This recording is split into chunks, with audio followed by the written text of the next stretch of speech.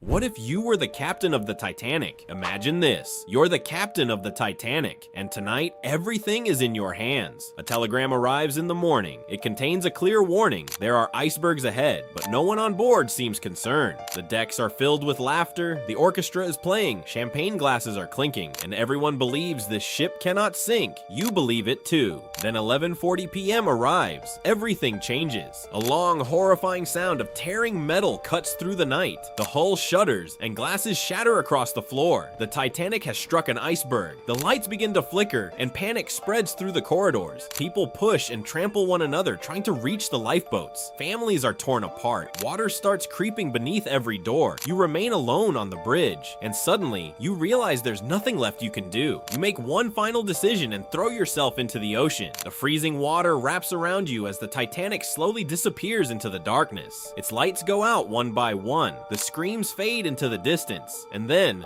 silence. Because the greatest mistake wasn't reading the telegram, it was choosing to do nothing after you read it.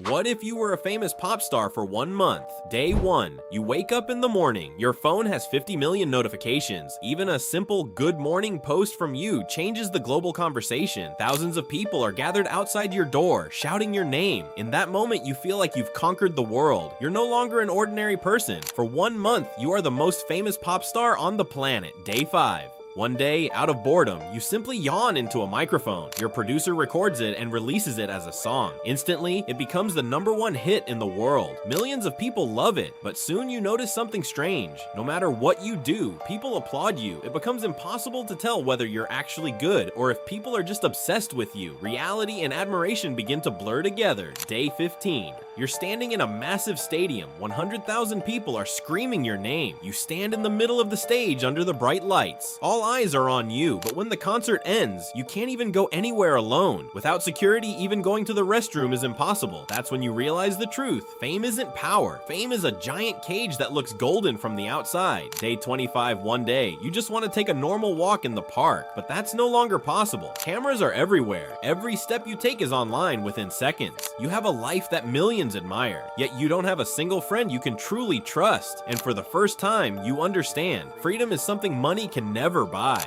Day 30. Finally, the month comes to an end. One morning, you wake up in your own bed, back to your old life. The room is quiet, no screaming fans, no crowds waiting outside your door. You walk into the kitchen and make yourself a cup of coffee. No one is watching you, and in that moment, you experience the most valuable feeling of your life, because you finally learn that the greatest luxury isn't being famous, it's being free. What if you became invisible for 1 day? You wake up in the morning, you're invisible. The first 10 minutes are pure panic. That's normal. Your body is still there. You can feel it, but in the mirror, you're gone. The first hour feels like an opportunity. No one can see you. No one is judging you. No one expects anything from you. For the first time, you're completely free. By the 3rd hour, the real test begins. What do you do with that freedom? Most people watch. They just watch. People, conversations, faces. Then you realize something. People are very different when they're alone. By the 6th hour, loneliness starts to creep in. You wish someone would look at you and smile. Someone would say your name. Someone would make you feel like you exist, but nobody sees you. By the 10th hour, you understand something important. Invisibility isn't freedom. It's a prison. The heaviest prison of all, being ignored while you're still there. The 24th hour finally ends. You become visible again. Someone looks at you, just looks at you, and somehow that's enough. How much would you give just to be seen?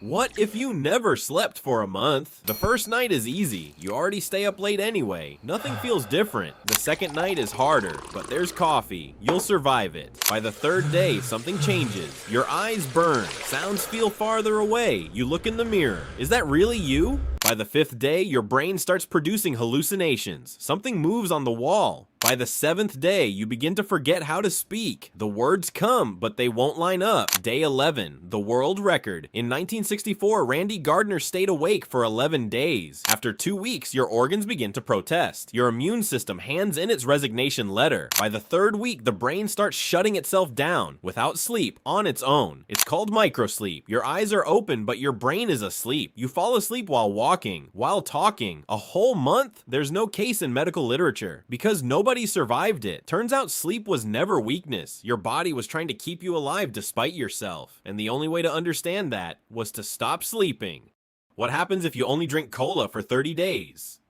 You made a decision. 30 days, no water, only cola. It sounded fun. The first few days felt that way too, but your body had other plans. By day 3, the headaches moved in and didn't leave. Because caffeine needs water. You're giving it cola. Cola needs more water. That's the cycle. No exit. By the end of week 1, your teeth quietly gave up. Every sip, the acid eats away at your enamel. You can't see it, but it's happening. Week 2, your kidneys got angry. 1.5 liters of sugar every day. What they're processing doesn't have a name anymore. It has a warning label. Week 3, your pancreas tapped out. Insulin on overdrive. Your blood sugar is a roller coaster. Your energy is unpredictable. Mornings you're flying. Afternoons you crash hard. Week 4, the mirror spoke. The puffiness in your face, the pallor in your skin, the exhaustion behind your eyes, all of it telling the same cola story. 30 days done. You went to the doctor. He looked at your results, looked up at you. What are you drinking? He asked. Cola? You said. He took a slow breath, then said one thing. Drink water. 30 days, one experiment. 2 words for an answer.